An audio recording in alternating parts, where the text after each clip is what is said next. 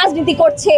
ঢাকা বিশ্ববিদ্যালয়ের সন্ত্রাসের রাজনীতি করার জন্য এই ছাত্র শক্তিকে একদিন তার ফলাফল ভোগ করতে হবে।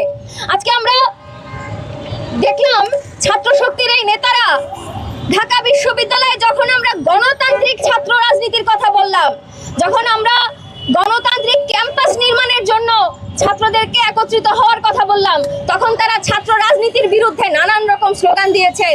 তখন সেই শিক্ষার্থীদের বিরুদ্ধে মব ক্রিয়েট করেছেন। ঢাকা বিশ্ববিদ্যালয়ের হলগুলোতে অলিখিতভাবে তারা দখলদারিত্ব রাখছেন।